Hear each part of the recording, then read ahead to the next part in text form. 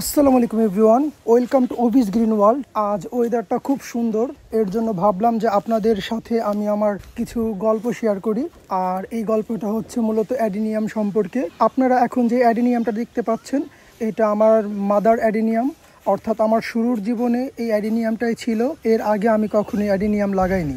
আমার এই অ্যাডিনিয়ামটার বয়স মিনিমাম 6 বছর প্লাস। এইটা অ্যাডিনিয়ামের একটা কমন ভ্যারাইটি, গোলাপি কালারের ফুল হয়ে থাকে, সিঙ্গেল প্যাটাল সচরাচর যেটা দেখা যায়। মাশাআল্লাহ সারা বছর ফুল দিয়ে থাকে। যেহেতু এখন ফুলের সিজন না, বর্ষাকাল চলতেছে, আর এই বছর ফুলের পরিমাণ একটু কম, কারণ আমি প্রায় 1.5 বছর যাবৎ ওর কোনো রকম রিপোর্টিং করিনি।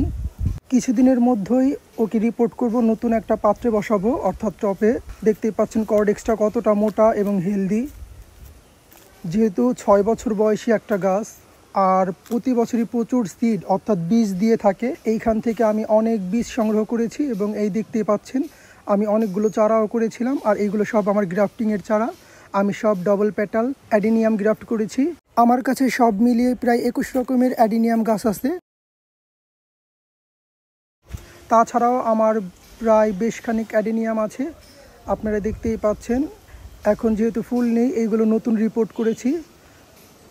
ফুল আসছে, যখন ফুল ফুটবে অবশ্যই আপনাদের দেখানোর চেষ্টা করব। এটা আমার দ্বিতীয় মাদার প্লান্ট, লাল কালারের ফুল হয়ে থাকে, ডবল পেটাল। অ্যাডিনিয়ামের জন্য তেমন বিশেষ কোনো যত্নের প্রয়োজন হয় না, মাশাআল্লাহ লাগিয়ে রাখলে এমনিই ফুল হয়ে যায়। একটু ড্রেনেজ ব্যবস্থাটা কমপ্লিট করে রাখতে হয়, কারণ পানি জমে থাকলে কর্ডেক্স পচে যাওয়ার সম্ভাবনা বেশি।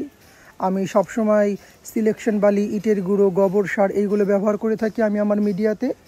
আর এটা যেহেতু মরু গোলাপ বলা হয়ে থাকে, অর্থাৎ মরুভূমি, অর্থাৎ ক্যাকটাস প্রজাতির সাথে অনেকটাই মিল, এর জন্য আমি সচরাচর এই জাতীয় কোনো গাছেই মাটি ব্যবহার করি না। মাটি থেকে পানি শুকাইতে একটু সময় বেশি লাগে।